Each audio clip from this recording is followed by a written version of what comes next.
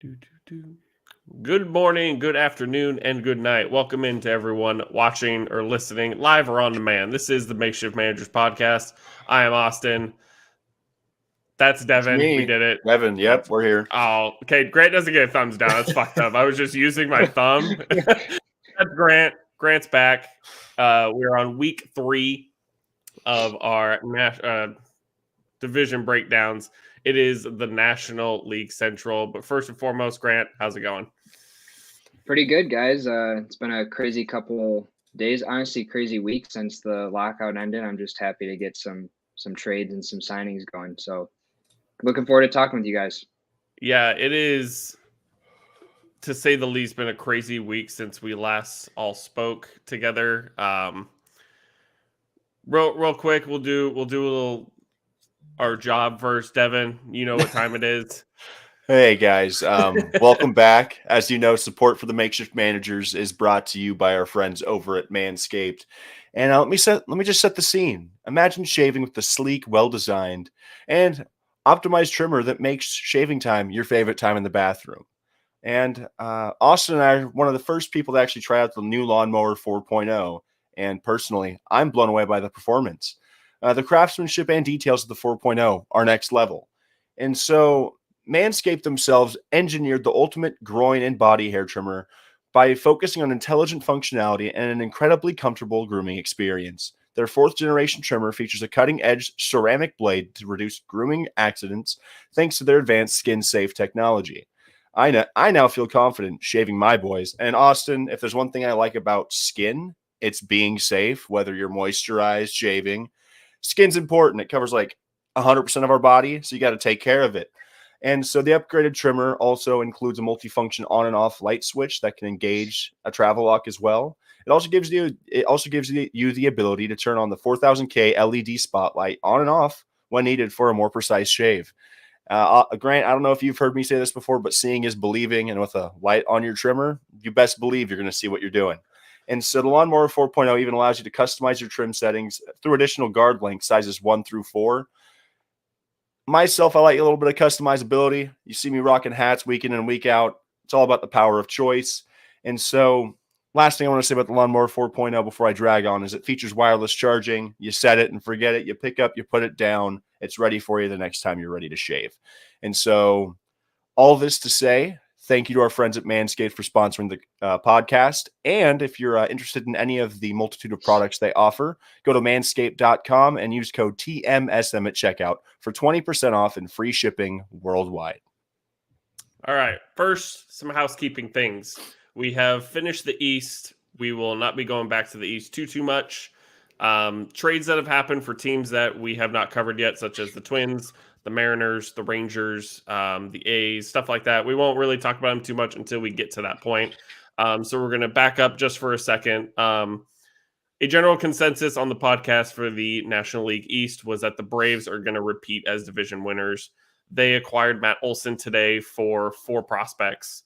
Around the table, you guys can easily say we're bummed that Freddie Freeman will not be an Atlanta Brave, most likely at this point. But Matt Olson is a top tier replacement, and we can all probably say Atlanta just upgraded, or not upgraded, but they upgraded what they were on paper without Freddie, and they're probably still going to win the division.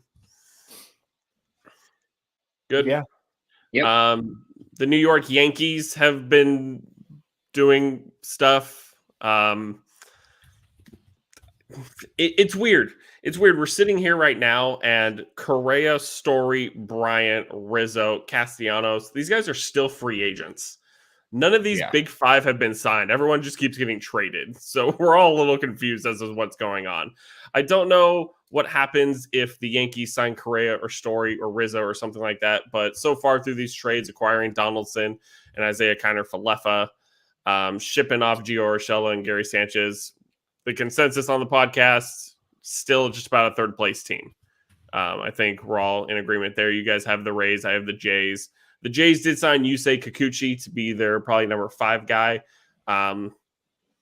Yusei might be a better spot, new scenery. Didn't have too much success as a Mariner, but these guys that come over from Japan have nasty stuff, and if they get it right, i.e. Matsusaka, Darvish. These guys come over and they want to strike people out.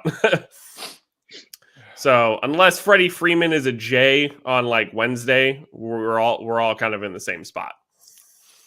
Okay. Start at the bottom of the National League Central, the Pittsburgh Pirates.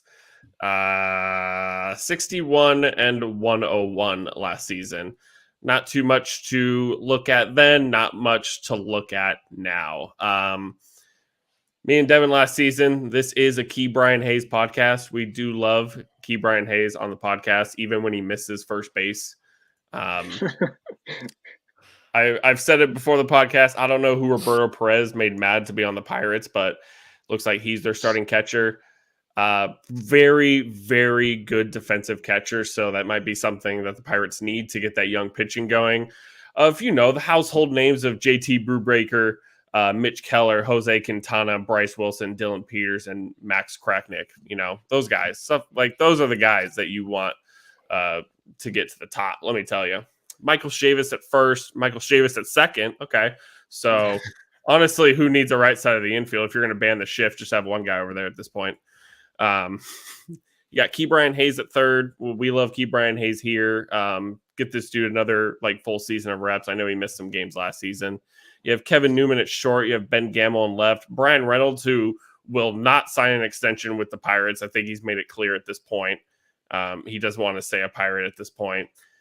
Most likely a guy I see either getting dealt either before the season or at the deadline at this point to a team who needs outfield help, which is a lot of contending teams are looking for that kind of guy.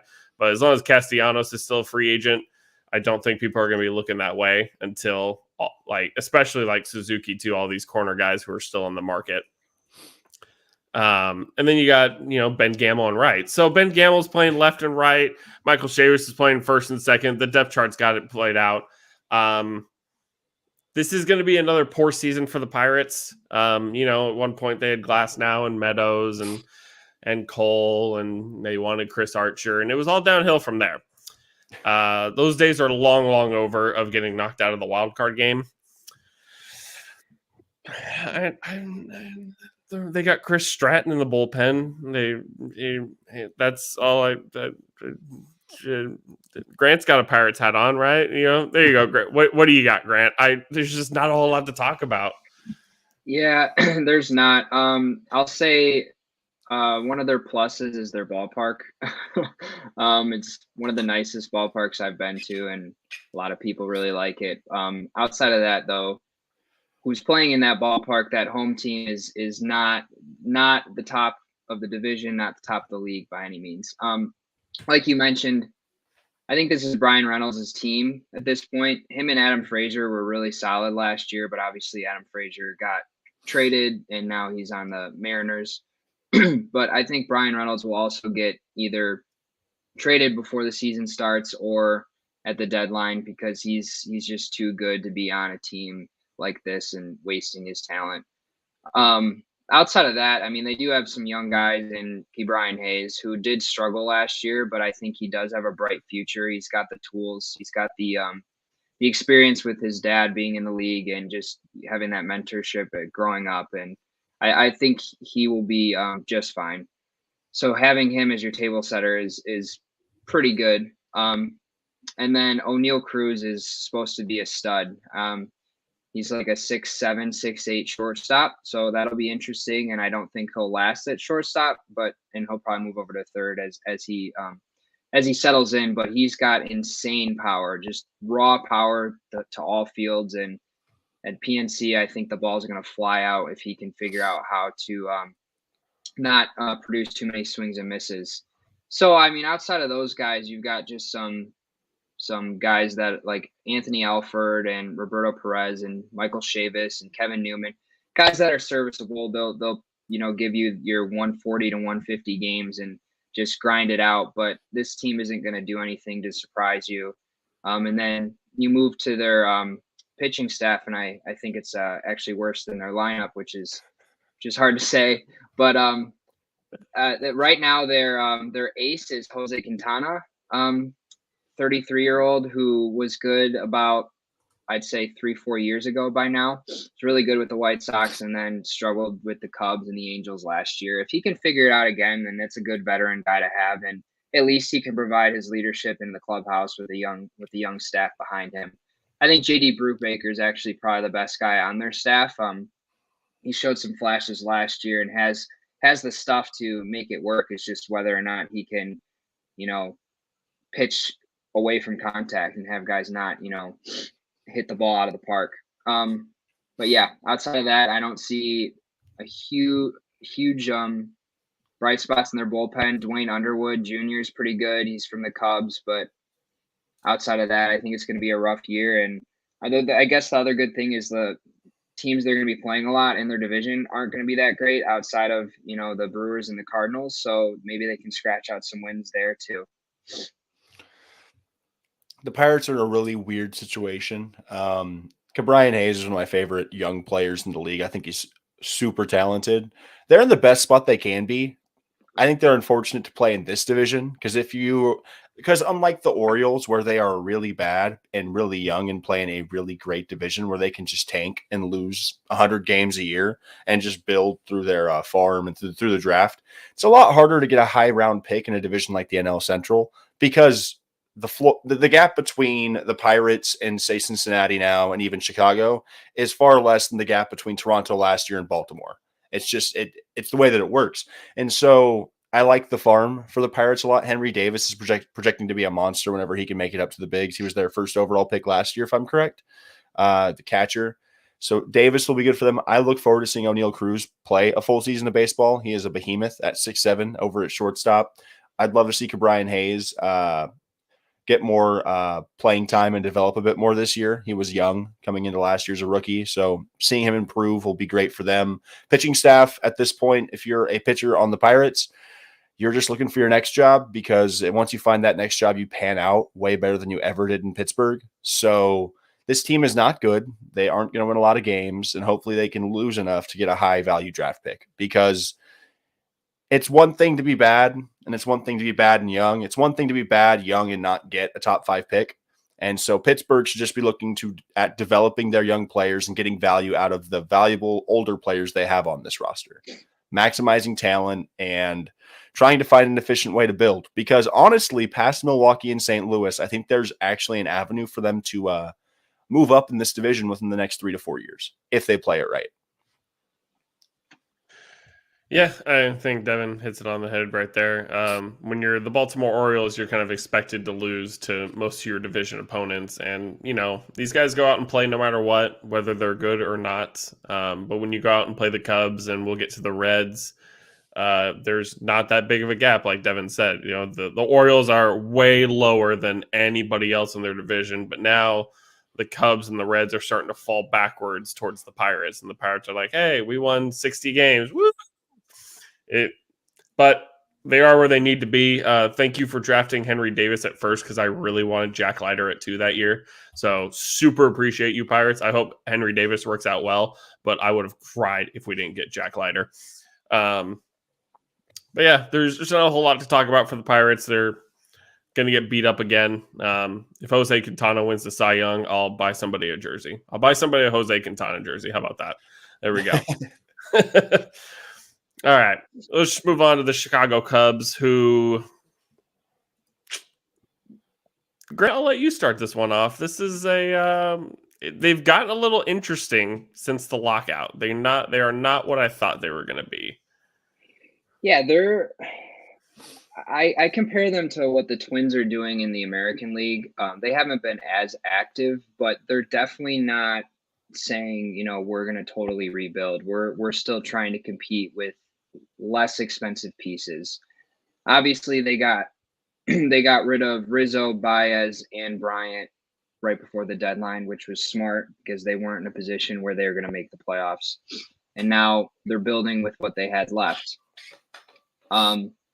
Starting with their lineup, they've got Ortega and Schwindel, who just came up from their minor leagues last year and just decided, we're going to just get on base and rack up the hits. And I think both of them are going to do great in a full season. And then you got couple guys that have been there for a while now with Contreras and Jason Hayward batting at the bottom of the lineup. And then you got a young guy in Ian Happ who proved it 2 years ago in the shortened season, struggled last year, but I think he has the potential to do what he did in 2020. It's a good switch hitting outfielder, just raw talent. Wisdom's another guy that they had come up in their system, and he's just a big dude with a lot of power as well. So the wind's blowing the right way, and Wrigley, that ball's going to go out for him as well. I really like the signing of Clint Frazier too, because I think he was just overshadowed with all the big names, and Yankees had so many outfielders when he was trying to find a spot. So I think an everyday role will help him and just building his confidence, and I think he has potential to be a 20 home run, 25 home run type guy, and provide some success for them. And then they went out and signed Simmons, I think yesterday, 2 days ago. And I mean, he's a great defensive shortstop. It's not going to give you much offense, but he's going to lock it down. Arguably, I mean, I'm probably going to get some hate for this, but arguably better than Baez at shortstop. So I think that was a good signing. And then, you got Madrigal too, who's just an insane contact hitter, was supposed to be number one guy coming out of the White Sox, got hurt. White Sox wanted to, go all in last year, and they obviously made a trade for Kimbrel, helped them out in the playoffs a little bit, but I think the Cubs honestly won that deal having Madrigal long term. And I think Nico Horner is another guy that could come in and play all the utility positions and provide. He's honestly a Nick Madrigal light, very similar player. So having a lot of high contact hitters getting on base, I think they need a little bit more power. I've heard the rumors of Correa, wouldn't be surprised, but I don't think it's likely now that they've got Simmons. But I think it's a decent team in a division that's a little bit weaker, and they have a chance with this expanded playoffs. I'm not going to say they're going to make the playoffs, but they could be right there. And then their rotation's interesting too. Signed Stroman and Wade Miley, who both had above average years. They're not guys that are going to, dominate or strike out, 10 guys an outing, but they're consistent, just like you get with Kyle Hendricks. So I think they're just building off of what they have with Hendricks and just trying to get guys that can go 5-6 innings and limit the runs. I don't really have much to say about their bullpen, to be honest. There's nothing that lights it up other than the fact that Jesse Chavez is still doing it at almost 39 years old. So I'll leave it at that.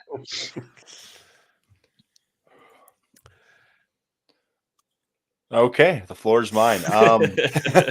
I don't hate the Cubs. I understand what they did last season, and I get why they did it. They maximized their opportunity in 2016. They broke the curse, and they've been staring at the great white whale ever since. It's not the Cubs' fault that they couldn't capitalize on their window after the fact. There's a team down in Los Angeles that's really, really frustrating to play against. As a Giants fan, 19 times a year, it's really, really annoying having to see those guys. The NL is just tough. It's hard to come out of any division or league in MLB consistently pushing for the playoffs. We haven't had repeat champions since the Yankees in the early 2000s, if I'm correct. Like, it's very hard to do in baseball. And so Chicago got their ring, and they looked in the mirror and said, are we willing to pay this much money for this core? And that's not anything against Baez, Rizzo, and Bryant as individual players, but as individuals in that system, I think they saw the writing on the wall. Some of those parts didn't equal a World Series. And especially whenever you have a division that they've been able to make moves consistently for guys like Arenado going to St. Louis, Yelich went to the Brewers. The Cubs didn't have that type of vertical movement they could have made with those guys still on the roster. So they consolidated. They moved off their three big sharks, and they kept Contreras, which I think is a good player, in my opinion. I'm happy they kept him on the books, and they've improved laterally. You've got guys like Nick Madrigal. You've got Patrick Wisdom. I'm a big fan of their young players, because while the Pirates are young and bad, I think the Cubs could be young and fairly decent, in my opinion. And my favorite part about the Cubs this offseason was bringing in a guy like Marcus Stroman. For all of the struggles he's had in his career, I think the contract that he's on, 3 years, 70-something million, is a deal for the talent level that Stroman does possess. Because whenever Marcus Stroman is on, He is a great pitcher. And while it didn't always work out in New York, I think he could be the ace that Chicago is really in need of. And so I don't expect them to win this division, but I expect them to be a tough team to beat, especially with Stroman on the hill. And that's nothing against Kyle Hendricks. I think he's extremely talented. But beyond that, I'm not super inspired with a guy like Wade Miley on the mound. And their other three in this pitching rotation, from what I'm reading, I don't know who they are personally, and I'm not expecting a whole lot from them. And like Grant said, the bullpen's the bullpen. They got rid of Craig Kimbrell, who was their big ticket guy in the back innings. So they're kind of just throwing dudes out there and praying they don't give up the runs. The last thing I would like to see the Cubs do is get rid of a guy like Jason Hayward. He makes too much money. He doesn't do enough, but you're not going to offload that deal without a price to pay.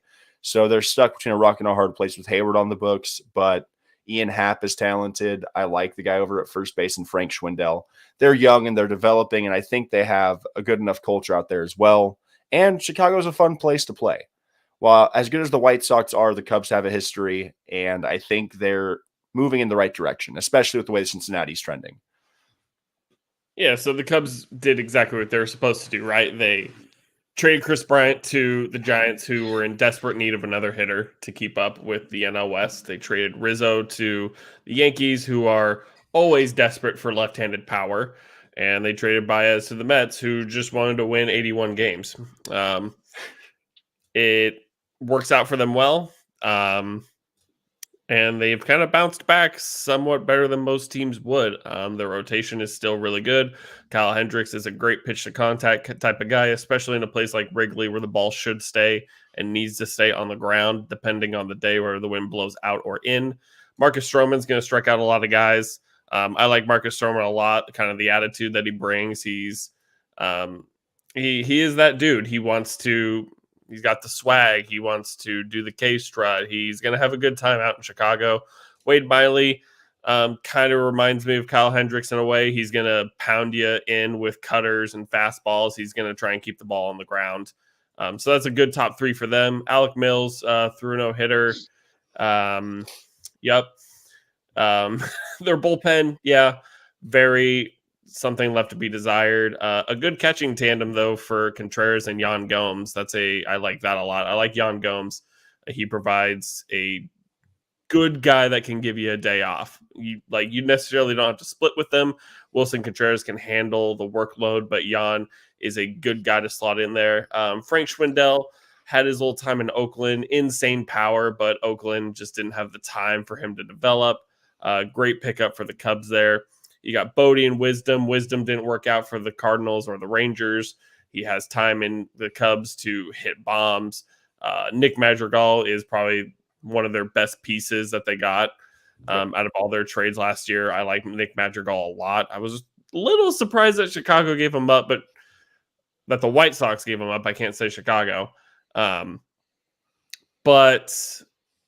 the White Sox are doing just fine. They'll be fine without him. Jason Hayward, yeah, that dude's on 10 years, $800 million, it feels like, and he bats .214 last year. It's been a really tough time for Jason Hayward ever since the day that he debuted with the Braves and hit a home run on opening day. I still remember that.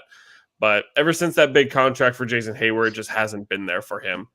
I still expect the Cubs probably to float around the middle of the pack, a third place team, especially when we get to the Reds. Maybe second place if the Cardinals somehow faltered, but for some reason the Cardinals always know how to stay in it. In terms of, I think this is one of the teams that regardless of how they do, they will stay put throughout the year. I don't see a ton of moves left in them. Andrelton Simmons is easily one of the best defensive shortstops in the game. I like Andrelton Simmons a lot. I wish he hit better so he could be that top dude, but it's just the fact that he doesn't. But it's a decent signing for them. I was a little confused when they were in on Correa and Story. But if you're going to sign one of those guys long-term and you think you can compete in 2 or 3 years, then go for it. But I think they're out on that now. And I think they need to be out on that kind of stuff for another year or two. I think you kind of play this year out, see how you do. If you can float around 500, you can make some moves next season and maybe push for your division. You kind of have to see what the Cardinals and the Brewers are going to do, whether they get better or whether they get worse, and kind of just have to pounce at the opportunity. Oh boy. I'm ready for this one. One of two teams that said, hello, everything must go. Devin, I have a the perspective on tankathon this. has begun. As bad as this as bad as it may look optically, the Reds might be onto something. Hear me out. They're not winning the division anytime soon. They already know who their number one starter is. They know who their franchise player is in Joey Votto. The one thing the Reds haven't known over the last 5 years is who the hell actually fits in after those two facts. My problem with the Reds over the last 3 years is the fact that they've been paying guys a good amount of money to not get relatively good outcomes. The Reds have been a average team in their own division for the better part of the last 3-4 years. They made the playoffs in the shortened season, if I'm correct, and they couldn't hit a ball to save their life. They cost Trevor Bauer a gem of a game in the wild card. And Cincinnati looked in the mirror. Same thing with the Cardinals. They just forgot to do it before the trade deadline last year. Cincinnati has an identity issue that they're looking to solve now. You can pay guys like Nick Castellanos and have Eugenio Suarez and Jesse Winkers on your roster who are going to age into oblivion while you pay them millions of dollars to not get you to the playoffs or win World Series rings. Because at the end of the day, the Reds are playing to win the game. Am I wrong? The Reds have an interesting opportunity right here with their farm system. They have 3 pitchers that could all start at the start of 2022. And so Luis Castillo and Tyler Mahle are 2 guys that you can have in your rotation moving forward. They're young enough. Castillo has good enough stuff, had a down year last year, but Cincinnati was down bad to begin with. The combination of Hunter Green, Nick Lodolo, and Brandon Williamson have the opportunity to fortify that rotation. It's not going to happen this year, but at this point, if you're Cincinnati in a division where St. Louis is going to make the moves to sign the big names, the Brewers seem to be able to retool and revamp any way possible. Their rotation and bullpen is arguably the best in all of the sport. They have the opportunity to take this year and say, we know what doesn't work. Let's try and find things that will work. So they're throwing out these young studs at pitcher. Hunter Green has insane stuff from what I've heard. And I've heard people say Nick Lodolo has some of the nastiest breaking balls that people have seen. Haven't heard much about Williamson, but they have a guy in Matt McLean at shortstop that can be up as soon as next year. I just think, and they have Chase Petty, who I think they drafted last year, who's projected for 2025. They are not a team to keep an eye on this year, but with their young prospects and the talent in their farm, I think if they can catch some breaks with some of the guys they already have on the team, like if an Aristides Aquino can stay healthy and put up some numbers. Obviously, we know who Jonathan India is. Joey Votto could bat 300 in his sleep, but I think there is and he doesn't pop out. And I just think there is some potential with what the Cincinnati Reds can be. I don't expect them to win any divisions this year, but if they bring up Hunter Green, they bring up Nick Lodolo, and if Williamson's ready to answer the call, I think their rotation will be better than we actually project it to be. And for everything they've lost, I still think they have decent pieces at their catcher spot. I like Tyler Stevenson a lot. I think at catcher in the MLB, I don't know his defensive metrics, but from what I've seen and heard from him, he's a decent enough catcher. He batted .286 last year, and relatively speaking, at the catcher spot in the MLB, anything is a plus whenever you're at the plate, unless you're Gary Sanchez because you field the ball so poorly. But this year, it's essentially Joey Votto and his ragtag bunch of young guys and washouts. But I'm just excited to see what they're going to do with their farm guys. If they're actually going to try and let Green, Lodolo, and Williamson cook. Because if they give them the opportunity to pitch and develop, they could compete with the bottom tier teams in this division. I don't think that would be crazy to think, especially if the pitching is there. I can't speak upon the bullpen per se for this team, but Votto himself is a great player. India should be able to build upon that Rookie of the Year season. I haven't heard Mike Moustakas' name in 3 years, so that tells you enough about the guy. And Tyler Naquin is a guy that I think is good enough to play at an outfield spot for this Reds team.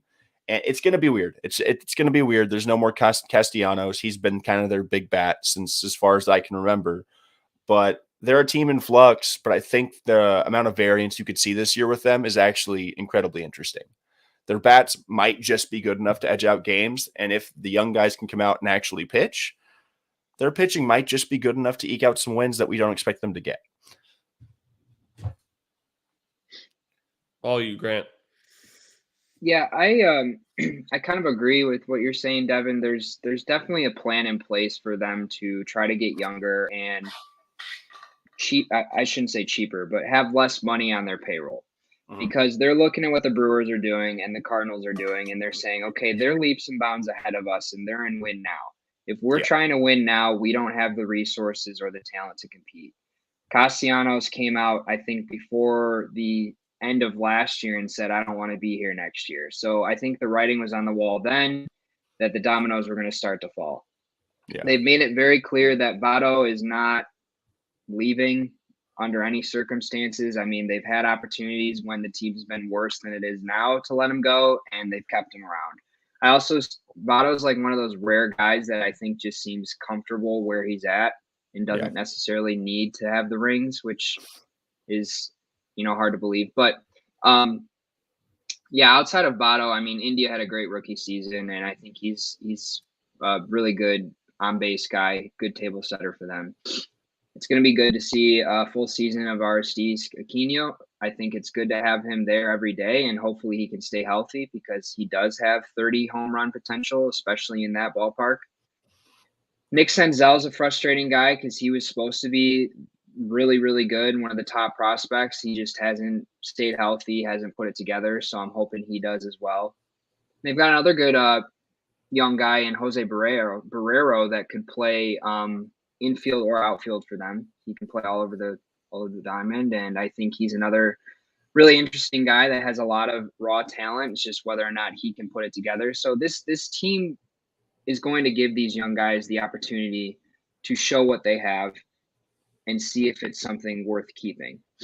If they can build off of that with the prospects that Devin was mentioning earlier, then I think 2-3 years from now, they're going to be in a better spot than most people think, especially after the day that they had today where they just sold off, Winker and Suarez. I don't think they're done, though. I wouldn't be surprised if Castillo and Tyler Mahle are also gone before the start of the season, which would be a hard pill to swallow. But That then, would like change my Devin, opinions a bit. If both of those guys are gone, just press the button. right. But like you said, then that opens the door up even more for those young guys to come in. Yeah. So, I mean, who knows? The frustrating part though is I really like their bullpen. They have like a lot of really under the radar guys with. I know Antone had Tommy John, so he's out for the season. But Lucas Sims, Luis Sessa, and Art Warren are really, really good.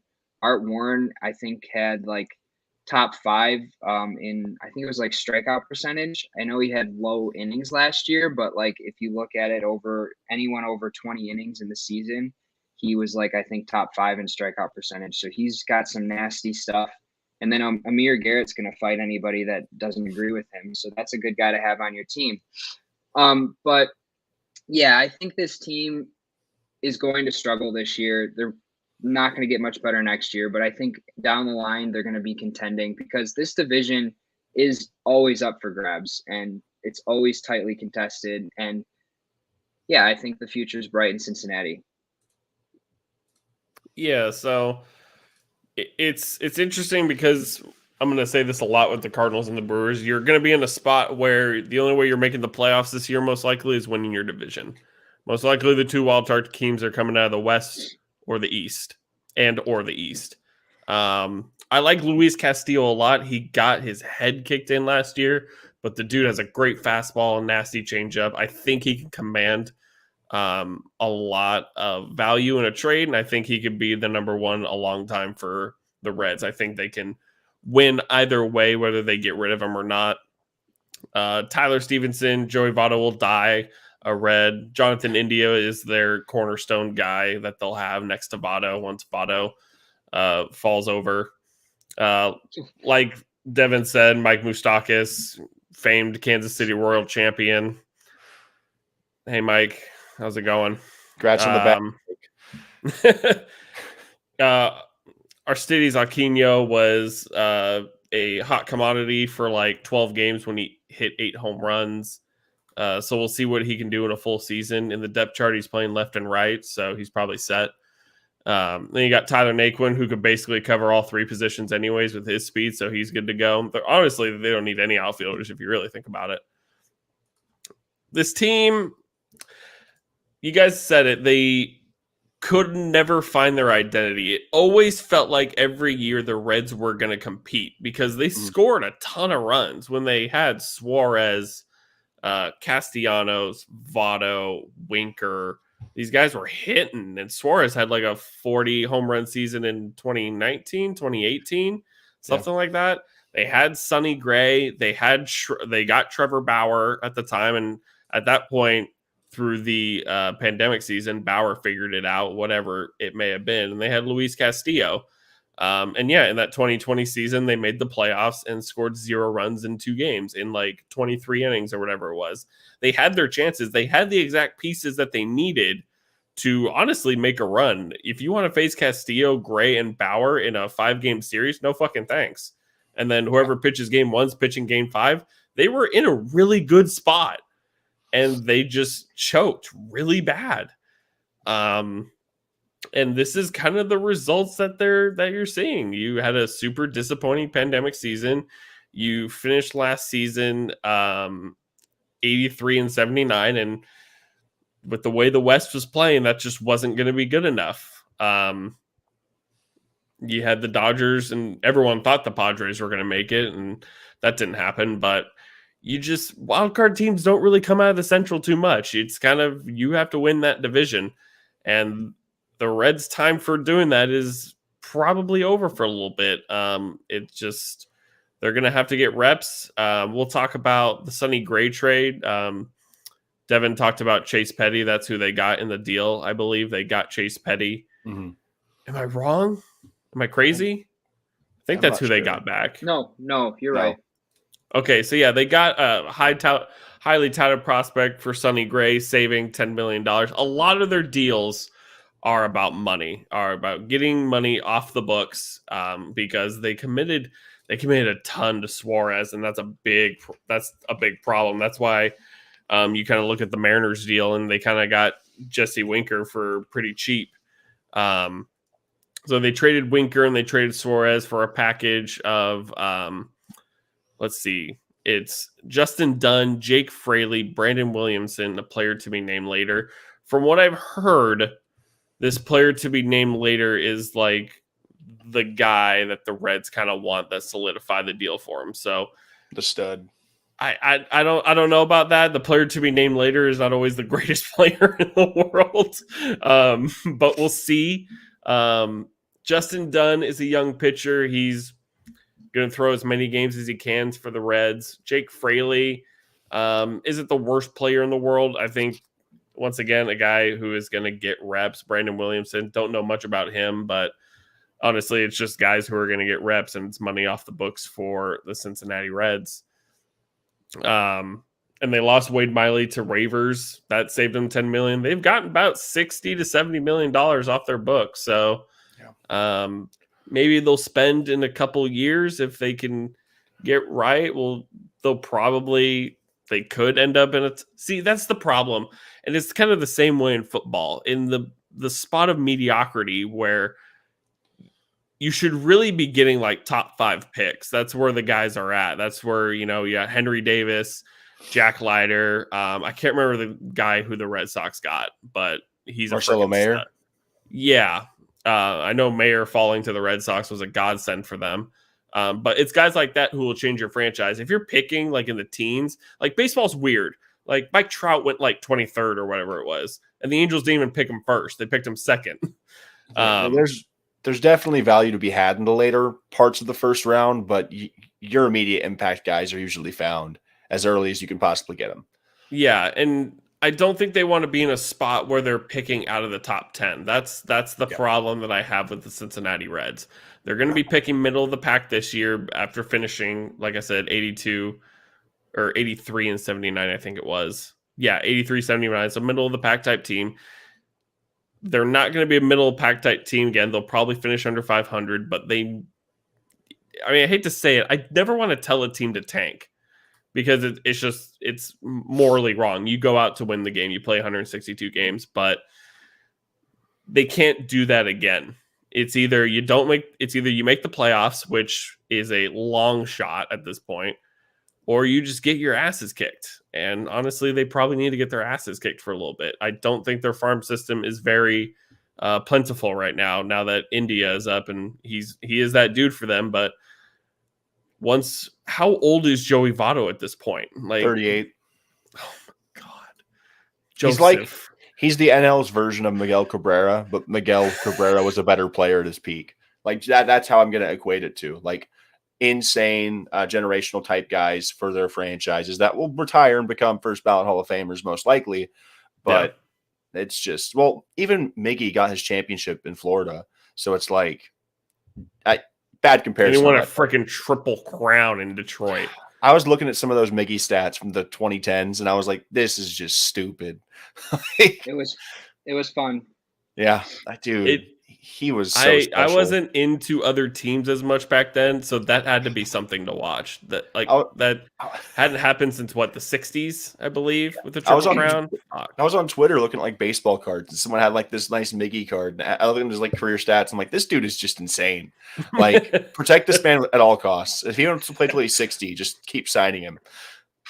Yeah, it's without going down too much of a rabbit hole, but it's frustrating because the last 4 or 5 years have really like kind of tarnished his career, and people forget how good he was when we first got him. And like you guys said, that Triple Crown year, he came up to the plate. If there's guys on base, you knew he was getting them in, and these pitchers tried everything they could. And that was before like taking walks was like a cool thing.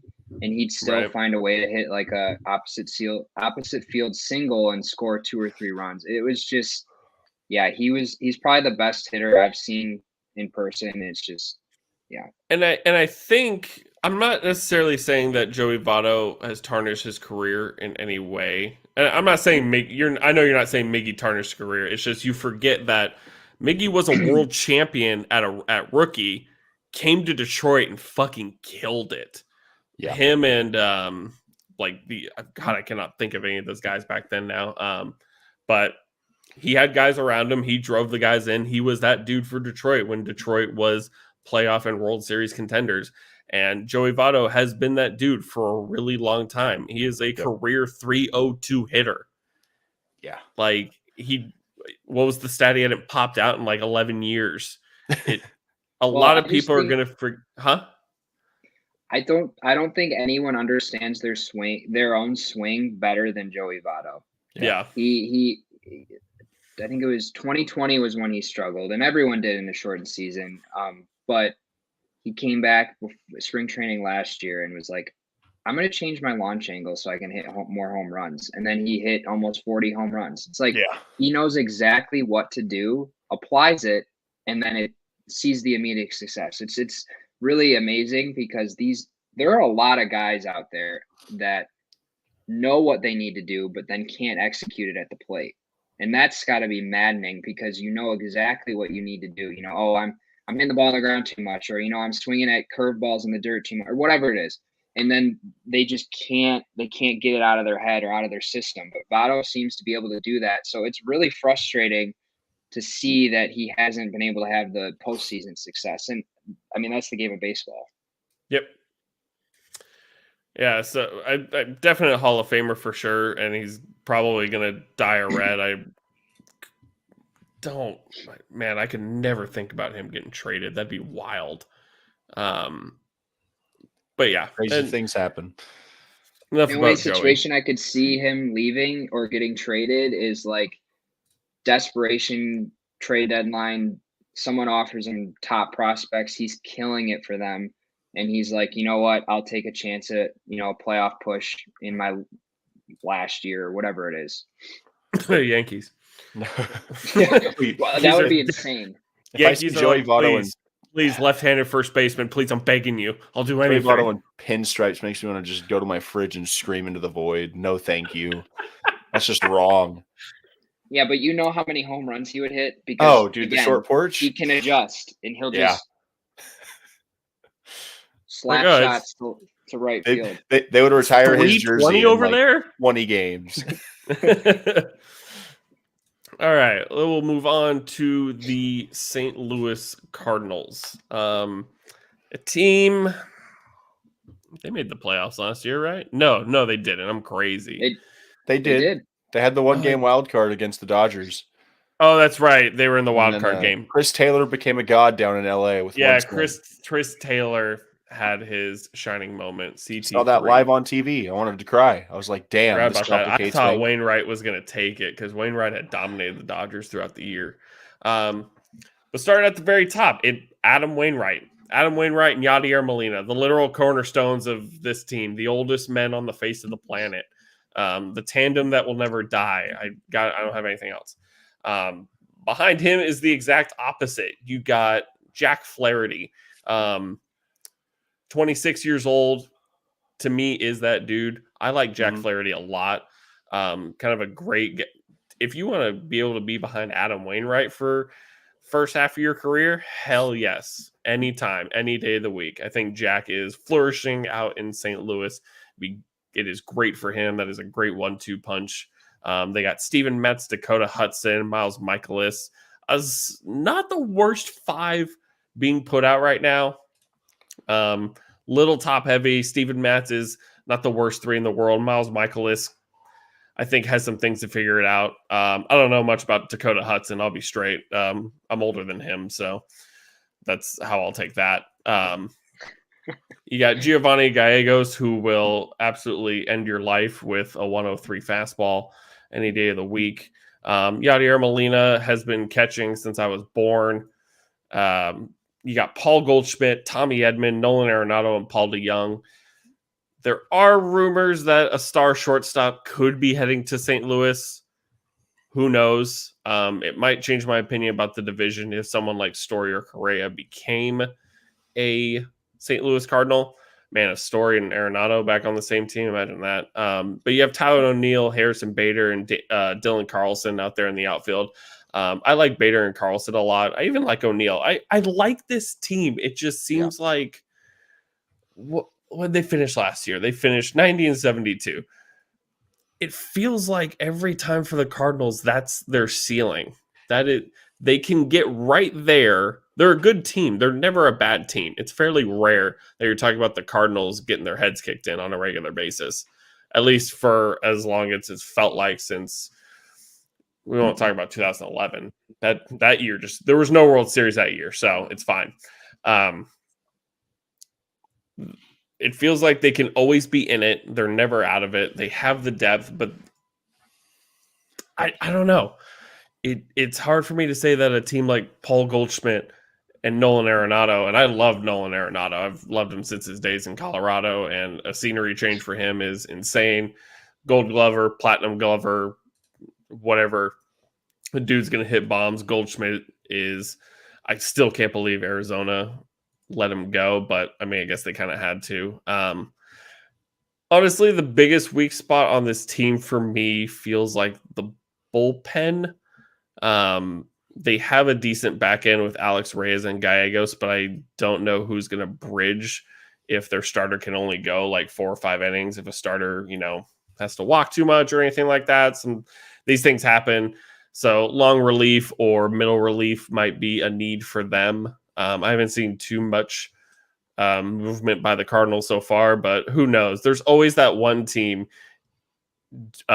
during free agency that's like hiding in the woodworks, and then it's like big surprise signing. You're like, okay, hold on, you're not allowed to do that. I don't know. I'm stumbling a lot because I don't know what to say about this team. So Grant, I'll pass it on to you. Yeah, I think the Cardinals are one of those teams that's like always there. They're like you think they're gonna take a year off and then they still contend. Like last year, everyone wrote them off, and then they won 17 or 18 in a row, and then people had them beating the Dodgers, and they almost did. I really like their lineup, and I do think they're gonna get Story. That's just my prediction, and if they do, then look out Brewers, because this division could be theirs. I think they're going to make the playoffs regardless, though, because of the expanded format and just the success they had with the team that they had last year. Arenado proved that the Coors effect is a thing, but he still can be a successful hitter. And I don't think there's anybody more consistent than Paul Goldschmidt in baseball. He's amazing defensively and offensively. He's going to give you 30 to 35 home runs every year and just get on base at an insane clip. There's a couple question marks though. Can Harrison Bader take that next step? I think he can. He's a really good defensive outfielder, but I think he has the potential to be a 2020 guy. And I think he just has a really high ceiling. And then on the flip side, though, Tyler O'Neill showed us his potential last year. Can he sustain that? He's a big swing and miss guy.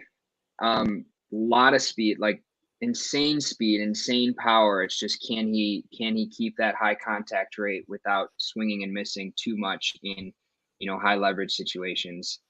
And I think Edman is a good table setter for them. High steals, gets on base a decent amount. He can float around in the infield for them too, so that's valuable to have.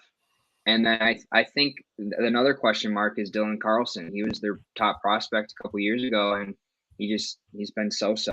He hasn't been bad, but he's just hasn't proven it yet. And if he can, then there's your starting right fielder for the next decade. Outside of that, you have your obvious, like you mentioned, Austin Molina and Wainwright. You know what you're getting there. Those guys are great to have in the clubhouse because they've been there, done that, won a couple World Series. It's really impressive to see what Wainwright's doing at his age. I mean, I think he's past 3 years, he's just gotten better each year. I thought the shortened season might have been just an anomaly, and then he backed it up with this past season. And Jack Flaherty is one of the best. He's still only 26 years old, and he's been doing it for 3 years now and showing the stuff he has, and he'll be that Wainwright of the future for them. I think after that, though, it's a little interesting. I think Steven Matz is a iffy third starter. I think he pitches to contact a lot, and you'll see a lot of home runs. But when he can hone it in, he can strike a lot of guys out and give good outings. You were mentioning long reliever options. This is just me being a Tigers fan. I know about Drew Verhagen. He was a KBO guy last year, but he was with the Tigers for a few years, and he actually was a starter. He can give you 3-4 innings out of the bullpen, and there's a video I posted on my Twitter a couple days ago of him striking a guy out in the KBO, and then he twisted his ankle because the curveball was so nasty. He is really good, really under the radar guy, and if they need him to, he can be their fifth starter. So that with guys like Jordan Hicks, Reyes, and Gallegos, I think they have a decent bullpen. Jordan Hicks just needs to figure out how to control that speed. I mean, it's insanely impressive what he can do. Just can he control it? Alex Reyes was a really bright spot for them too, and Gallegos is one of the most consistent closers in baseball.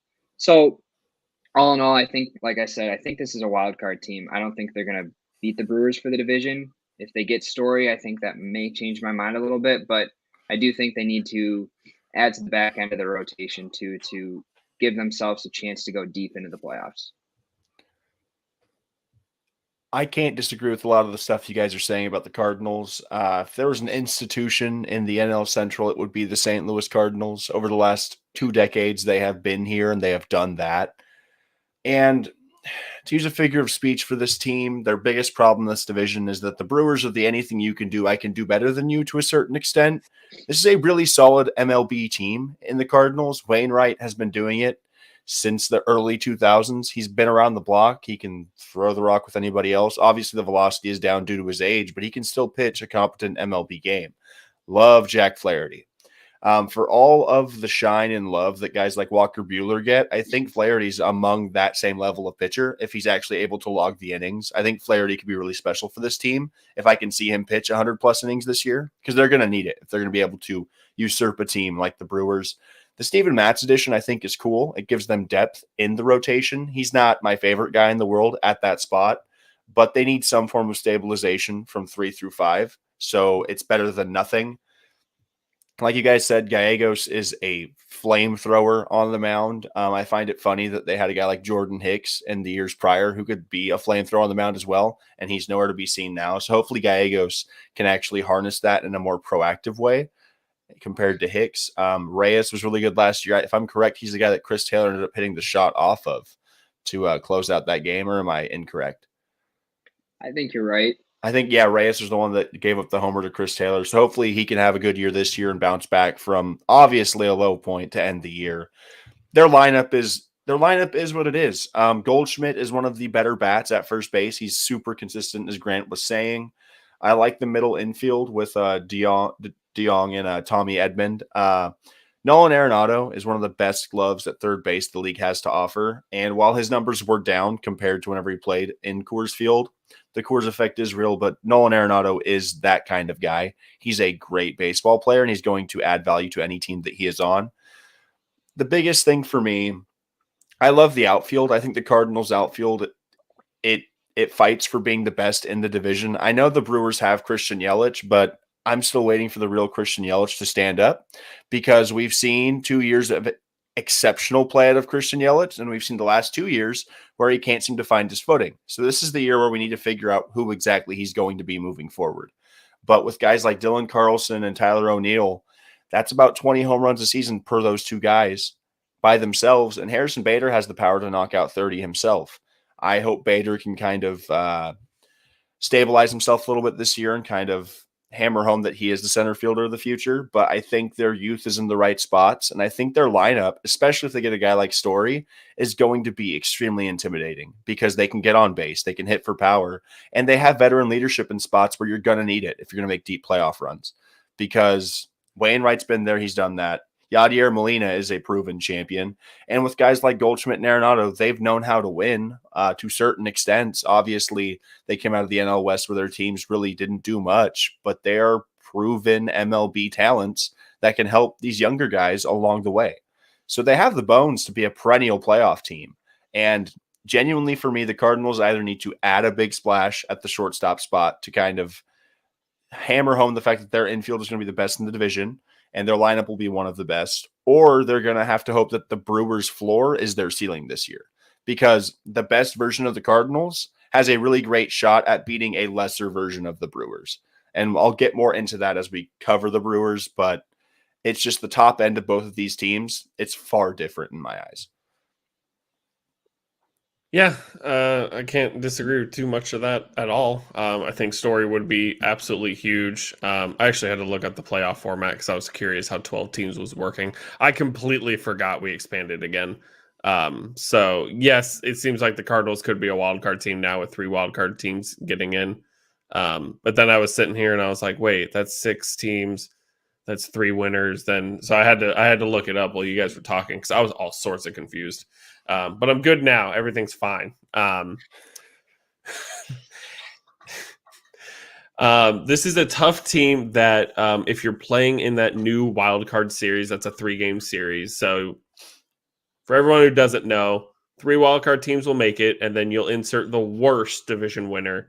And then those 4 will play 3-game series, and then you insert yourselves back into the playoffs with 4 teams left, divisional championship and such. If I have to face the Cardinals with Wainwright and Flaherty, that's tough. So having a big 1-2 punch is going to suck. So you look at the team like the Mets, who have Scherzer and DeGrom, a tough team to face in a 3-game series. It's going to make playoffs really interesting. As long as Wainwright and Flaherty are healthy, I think they can push themselves into a wild card spot. They can push themselves into a division series. And that's kind of where it will get tough for them, is they got to get their pitching depth through a 7-game series. Yadier Molina probably will catch all 162 at age like 54 or however old he is at this point.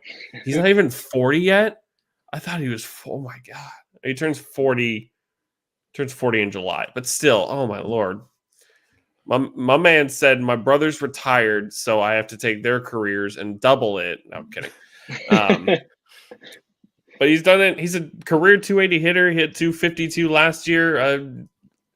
He slowed down a little bit, but he hasn't slowed down enough. Tom Brady, I'm looking at you. Go away. Yadier Molina is essentially that gif of Leo DiCaprio from Wolf of Wall Street going, "I'm not fucking leaving." And it's like, what? And he's just screaming into a microphone. And the Cardinals are like, we'll give you the contract. He's like, I'm not leaving. And they're just like, we get it, man.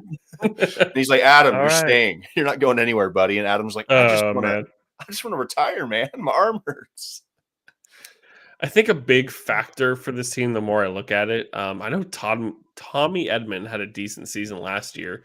262, 11 home runs, 56 RBIs, 30 stolen bases, 168 hits.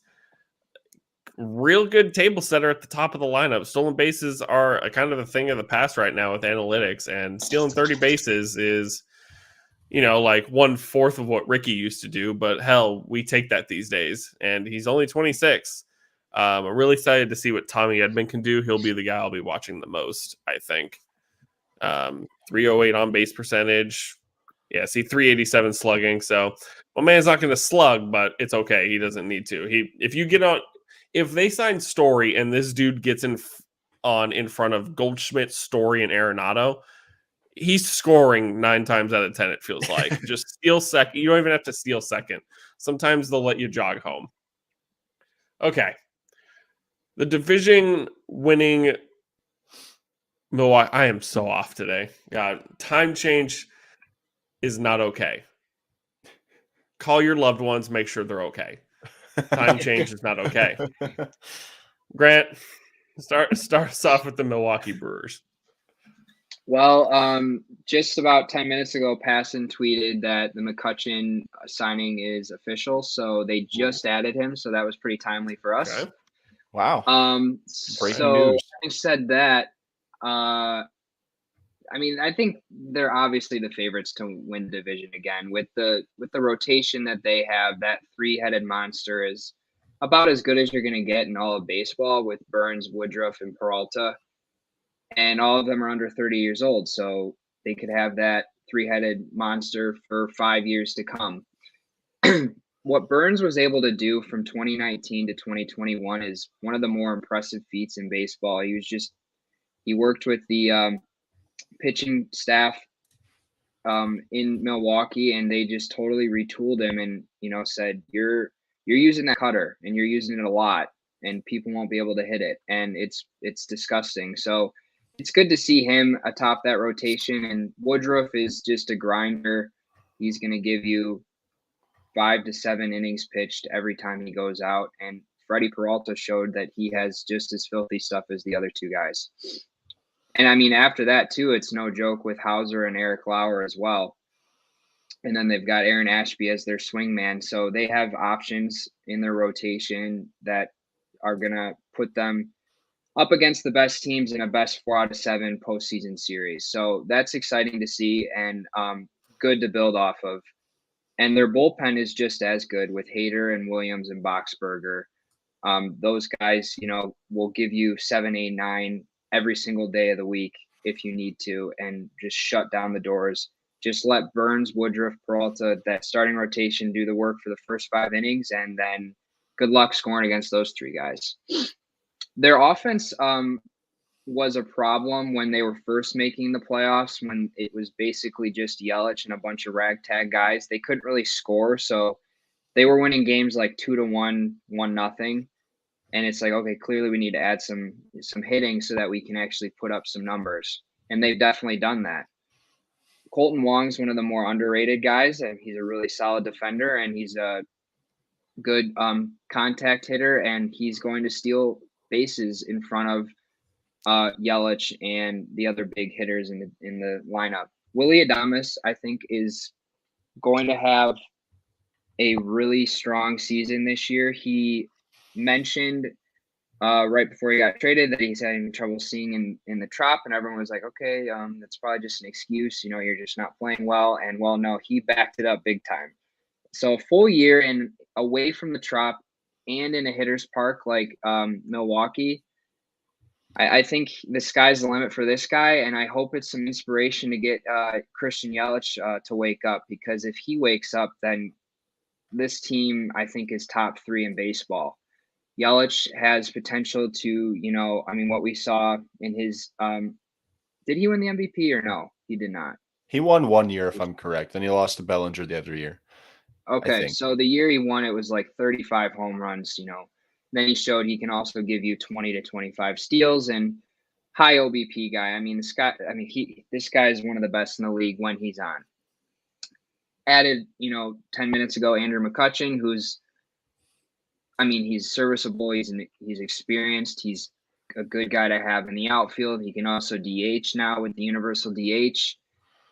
And then you got the other big hitters in Rowdy Tellez and Hunter Renfroe in the 5-6 spot. And I think Hunter Renfroe is one of the better signings in the offseason, or he was a trade, I'm sorry. One of the better trades too, because he hits wherever he goes. And so I think that's another 30 to 35 home run guy in their lineup too. And then the bottom half of their lineup is serviceable too. Really good defenders in Omar Narvaez at catcher. Lorenzo Cain's still one of the best center fielders in the league. He's not going to give you much at the plate, but he's going to save you runs, and that's just going to make your pitching staff even better. And then Luis Urias, I think, is another bright spot for them. And I think he can play all over the infield as well and, just help guys when they need days off. So, yeah, this is a complete team. This is a team that will contend with the Dodgers and the Mets and will contend for a World Series. I think it was a shock that the Braves, beat them last year. I just think that the moment got too big for the Brewers and they were like, this is our year. This is our year. We finally have the offense. We're going to do it. And then they didn't. So pitching is going to be, a constant for them. They're going to be able to shut down teams. It's just whether or not their pitching or their hitting shows up and they're able to score enough runs to beat the other teams. I'm excited about this team, and I think they're one of my World Series favorites. So I think the biggest thing for me and the Brewers is on their worst day, I don't see any team in this division really being better than them, even on their best days. The Cardinals have a claim to that statement, especially if a guy like Story walks through the door in the next 2-3 weeks. This team is just ridiculous. I'm going to just rifle off a stat right here. Last season, the team ERA, so the ERA as a team, record label, and a staff was 3.5. Everyone that pitched for them accumulated in their stats, 3.5 for the entire team. All 5 of their starters had an ERA of under 4, with 3 of them being under 3. This team is a murderer's row. If you're looking to get hits, look elsewhere. Woodruff, Burns, and Peralta are damn near unhittable whenever they are on. And if it weren't for Devin Williams not understanding how to process his emotions, they might have gone deeper last year. You punch a ball and you break your hand and you screw your team out of a deep playoff run. If the Brewers can stay healthy, and I repeat that, healthy, this team is damn near unbeatable. There are teams that have more star power, and there are teams that arguably have better lineups. But the combination of everything here is borderline insanity. And if you could go toe for toe with any other team, Craig Counsell is a great manager, bar none. I think this team is complete in every single way. Narvaez, while he's not super consistent with the bat, can hit for power, and he's a great defensive catcher. Rowdy Tellez, I like him over there. He's not going to kill you. You could throw Keston Hura out there for a spot start at first. He can play the position if you need him. I like Colton Wong a lot. As you said, Urias can slot in really anywhere in the infield, and I think he has enough with the bat to make him competent as an everyday starter. Willy Adames is going to have a monster year. As Grant said, he came over from Tampa Bay whenever they brought Wander up, and Adames proved to be every bit as good for the most part of that back half of the season. Adames can hit for power, he can hit for average, and he's pretty damn good with the glove. And he's like 26 years old, 27 years old. He's still relatively young. I think adding a guy like McCutcheon will be great for their outfield because Lorenzo Cain can cover most parts of the continental U.S. at this point. That's how fast he is still. He's a great center fielder. And the true thing that's going to unlock this team besides health is I just need to see Christian Yelich be Christian Yelich. Last year, Austin and I talked about the Brewers, and I picked them to win the division because I thought they were top to bottom deeper than any other roster in baseball. And I didn't even expect Burns and Woodruff to have the years they had as pitchers, especially with Peralta. But they've proven it, and I think this is a replicable formula. They're not banking on superstars to bail them out of one-run games. This isn't the Yankees. This is not accumulating every top-tier player and saying, hey, go make it work. This is creating a roster that is designed to work based upon how players complement each other and how the statistics lay forward how you're going to win. And if Christian Yelich can figure it out like he did in 2018 and 2019, I think this team has the highest ceiling of any team in the NL. Their pitching can go toe-to-toe with anybody, including the Mets, because for as good as their rotation now is, with the addition of a guy like Bassett, as we've didn't get to talk about in the NL East show because deals didn't happen, but the main differentiator for me is that bullpen, because the Braves won the World Series off of the back of their bullpen, and they got like a good 2-month stretch out of it. Devin Williams and Josh Hader have been running that bullpen for the last 2 to 3 years. Whenever they're healthy, they're unhittable. And I don't see a team that can look them in the eyes in a 7-game series and those back half of innings and actually put up those runs. And obviously, the Brewers haven't done it in the playoffs yet, but if they get luck and health on their side, they might be the toughest out in all of baseball. Yeah, we didn't talk about it too much with the other teams, but we talked about managers. Craig Counsell, probably the best manager in this division. I'd say I think. so. Oh yeah, I think so. Through you got David Ross, Mike Schilt, David Bell, and who's taking the beating at the Pirates? Can't remember his name. We'll just slot in Cabrian Hayes. He's everything to Hey, that franchise. hey, man! As long as Clint Hurdle isn't turning into a tomato at me, I think we'll be okay. That man! Oh my God! I had him yell in front of an umpire in front of me one time, and I thought he couldn't breathe. That man turned so red. Anyways, Woodruff burned. I have one more point. For every team so far in our previews, I've kind of looked towards the farm as a way to kind of like look towards what they could possibly do during the season. This is the one team we've covered so far where the farm doesn't matter to me. They are so complete, top to bottom. A farm either. Exactly, yeah. Their farm is pretty barren at this point. But even then, they really don't need it at this point. This team is. I can't name a hole. I think the biggest hole for me. Yep. And it's relatively small, is designated hitter. Because most likely Yelich is going to be playing the field. Kane's going to be playing the field. I feel like Rowdy Tellez will be the DH most of the time because I think he's not the best defender in the world. But then does that leave you Jace Peterson to play first? Or Hura? I'm not too sure what's going to happen there. I don't know of many signings that are left. The biggest DH off the board was Nelson Cruz, and he went to Washington. So that was interesting to say the least. They're not going to sign somebody like Albert Pujols. I couldn't foresee that at all. Wild. And I don't think they're going to make a big splash signing in any of the big five that are left. So they are a complete team. I just maybe at the deadline, left-handed power, right-handed power, maybe just slip into the DH spot. We'll see. I know like Vogelback was kind of that guy for them too. Vogelback strikes out a lot, but boy, can he hit home runs if he connects. But the team is Woodruff, Burns, Hauser, Peralta, Lauer, 5 guys that will get you through a 5-game series. I know that most likely Eric Lauer wouldn't start a game in the postseason. You kind of just stick with 3 or 4 guys. But this is like a good solid 5 that could get you through 5 games if you really need it. They could go on a big streak and not give up a whole lot of runs during those times.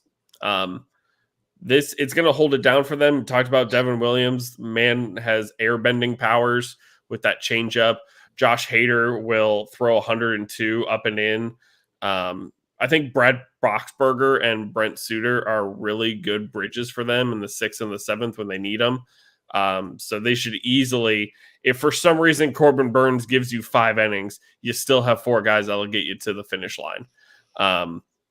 Omar Narvaez. I don't love Narvaez as a catcher, but these days it's more about defense than it is offense for catchers. You got a couple catchers here and there who are going to hit well and hit a lot of bombs. Narvaez has power. I'm just going to see how he did last season. 266, 11 home runs, 49 RBIs. So he hit a lot better in about 400 at bats. So he's an above average hitter for a catcher. But but we'll see how it goes. I'm really curious to see who's going to be backing him up. Maybe somebody out of their farm. Rowdy Tellez has a ton of power. MLB just aired out on me. That's cool. Yeah, same here. I was looking at him. I think I can't look up Tellez's stats, but I know he's a power dude. I think he could be good if he gets a lot of reps. Colton Wong, Luis Arias, Willie Adames. You guys talked about Adames a lot.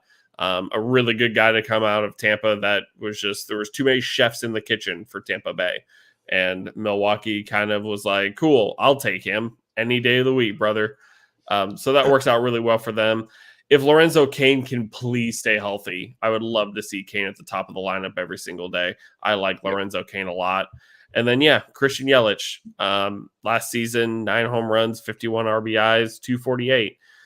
Coming off almost back-to-back MVPs in 2018 and 2019. This is not the Christian Yelich they traded for. This will be the biggest thing for them. If he can drive in runs and be that corner piece at the 3rd or 4th spot of the lineup, this team will go very easily.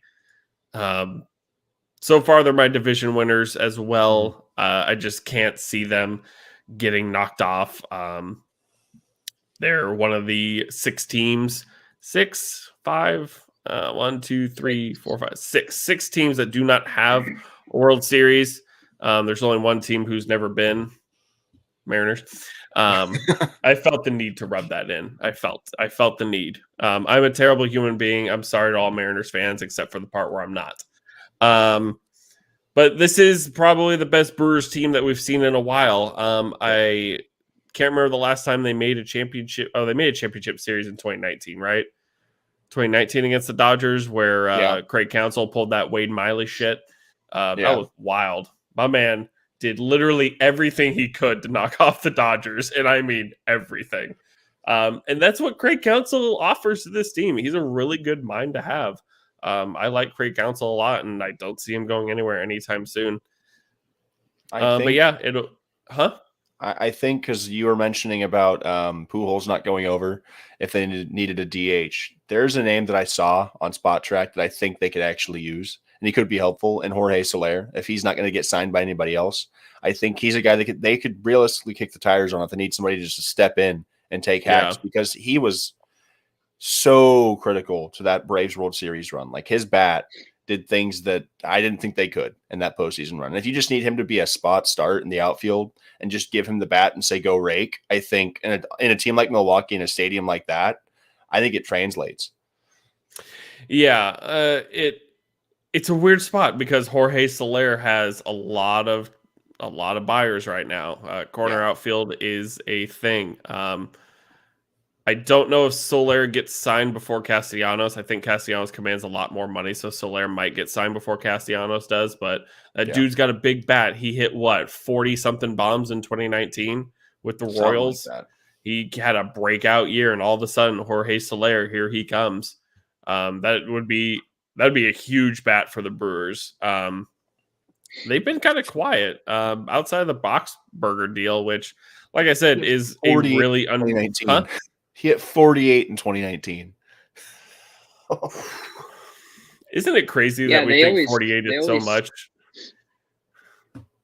And then I just find it funny how 48 is so much to us, and then we have Bonds who hit 70 something. That'll never happen again, it feels like. Oh man! But what were you going to say, Grant? Another name that, well, he might require too much money, but another name you were mentioning. What are they going to do at DH? I've heard Schwarber linked to them, but they do have a full outfield now, especially with McCutchen. So it's like, are you going to play him at first potentially? I also could see them bringing up Keston Hiura and having him just start as the DH, which is weird for a young guy, but you saw what playing first base did to his mind last year. He was too focused on that and then just really struggled at the plate. So what they could do there is just have him play second, give Wong days off, and then DH on the other days. So there's a couple options. Yeah, I don't hate that idea at all, especially when you kind of get to that spot where it's like, okay, your job is to hit and nothing else. Like, you'll do fielding days here and there. You are a Major League Baseball player, but you kind of look at somebody like Chris Davis with a K, who Milwaukee had to get rid of at the time before the universal DH, because Chris can't play the field to save his life. He doesn't have an arm, but that dude hit 40 bombs for Oakland 3 years in a row. That is the type of guy almost that I wish the Brewers could find, but that'll be a hard find these days. But that's kind of what they're missing, is that guy to just be like, hey, you're going to focus on hitting. That's it. But yeah, Keston Hiura, if he is struggling to get multiple aspects of the game down, just give him one. You only really need him to hit. You have a good fielding team. You have a good pitching team. You don't have a ton of holes. Like it's kind of an easy way to slide into the game and just get the reps together. It's all about reps. All about reps. Yeah, and the McCutchen deal, McCutchen still got it. And, he's not definitely what he used to be when he was a Pirate, being like he was the guy in Pittsburgh for a while. Yep. But it's one of those under the radar signings that's, I think, is really going to work out for them. And a fun fact for everybody, Ken Griffey Jr. is the 6th highest paid player on the Reds this year. There you go. Fun fact of the day. Oh, man. We get so caught up in Bobby Bonilla Day every year, we forget that Griffey's still getting the bag. Hall of Famer Bobby. off and on the field. We love you, Ken. Bobby's still got like 10 amazing. years, too. Jeez. That's what I'm trying to be on. The royalties. It's like he starting a sitcom at this point. He's just banking off those checks. All right, the NL Central in a nutshell. Final thoughts. Do you guys have anything left to go on? I think it's the Brewers' division to lose. Yep. Yeah, I think we're all in a consensus here. There's just like I said, there's not a whole lot of holes. They really just need to put it together in the postseason. Props to Atlanta for getting the best of them. Freddie Freeman got some clutch hits against them to knock them out. And eventually, they were world champions.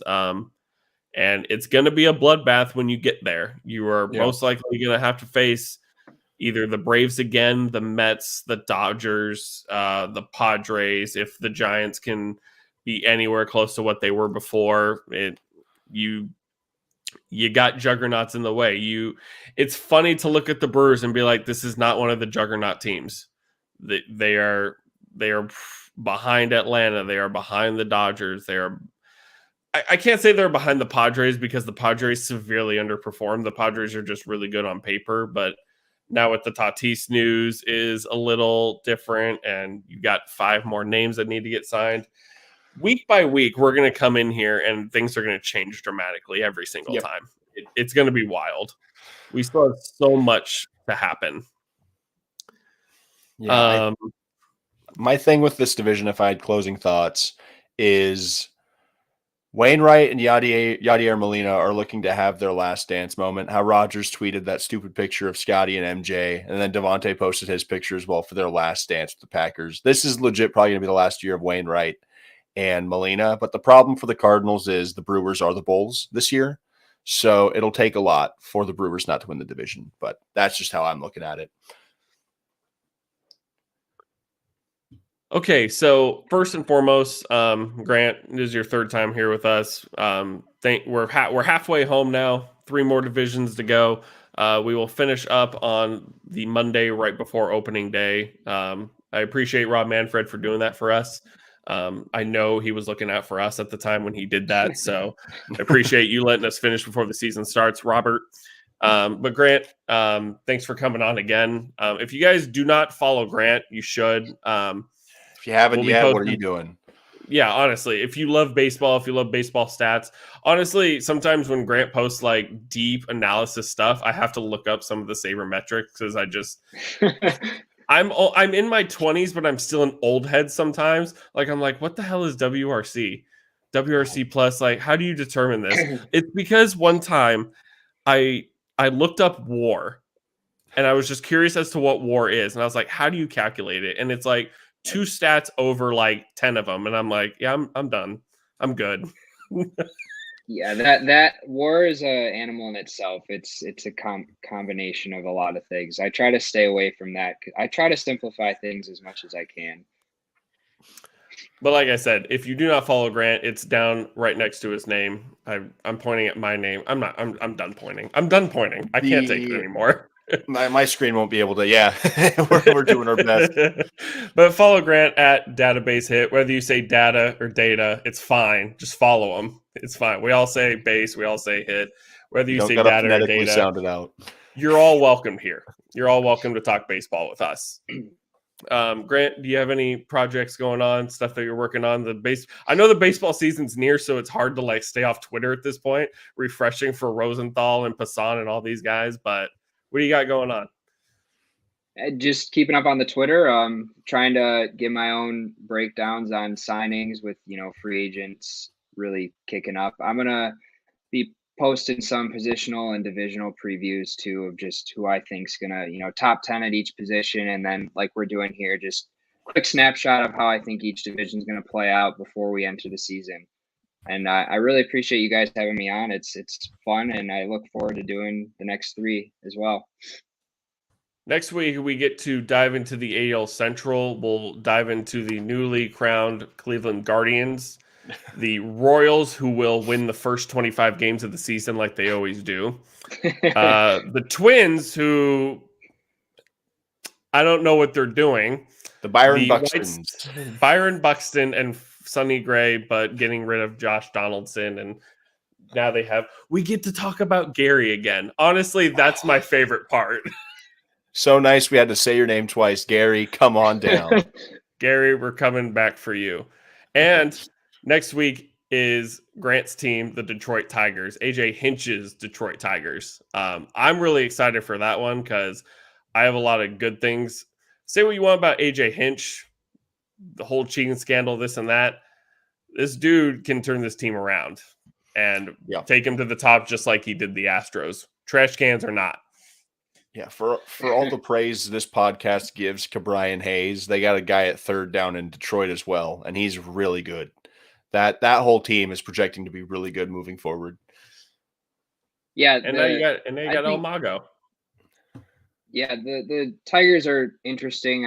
First year in a while, I'm excited about them, but I think the Guardians and the Royals and even the Twins, honestly, are going to surprise some people. It's a fascinating division, so I'm looking forward to talking about it.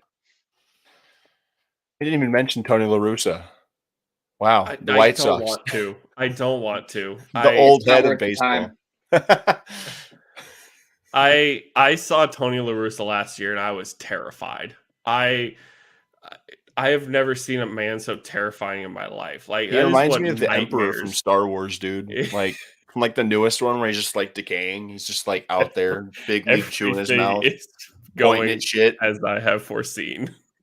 I feel like he has a whiteboard that he writes on for the players. He doesn't talk to them. He's just points, and it's like, Tony, what? He's like, it's the game, unwritten rules. I can't talk to you guys directly. I'm the manager. But, where's David Freeze? David Freeze here. David, I need Albert. Albert. Where's Chris? Okay. Before we go on a rant. Okay. Oh man. Okay. Like once again, I can't thank Grant enough for coming on with us. Yes. We haven't talked baseball in a while, and talking it for no problem, dude. Talking it for 6 straight weeks makes me feel like a kid again. So go follow Grant. If you don't follow us and you're watching, what are you doing? Yeah, follow us. Subscribe on YouTube. I just want to thank everybody who has also been watching. For the first time, we broke 5, 6, 7, 8, and 9, 10,000 viewers. So that's a huge milestone for us. We're super excited that everyone loved the AL East. It's a bloodbath of division, and it had a lot going this week. Thank you, Yankees, for just making questionable call after questionable call. Brian Cashman, this one's for you. Use code TMSM at manscaped.com. Hey, regardless, 20% off. If you're looking to win now or you're looking to save some cash, Manscaped is the site for you with the help of the makeshift managers and our friend Grant. Also, use code TMSM for free shipping worldwide and 20% off. Everyone's a winner whenever you use our code, so don't forget to go to manscaped.com. All right. So for the Makeshift Managers podcast, Devin and myself, Grant, I'll say it again. Thanks, dude. It's been a blast. Follow us, follow Grant, and have yourselves a wonderful week. NFL free agency is going on too. So this whole week is just wild as hell. Like my Twitter was blowing up with Schefter, Rappaport, Rosenthal, Passan. Like I can't keep up. I had enough moves this week to let me retire from sports talk, to be honest. As a Chargers fan, week of the gods, and there's more to come. So, San Francisco, bring back KB, please. That's all I ask. Give me a big name.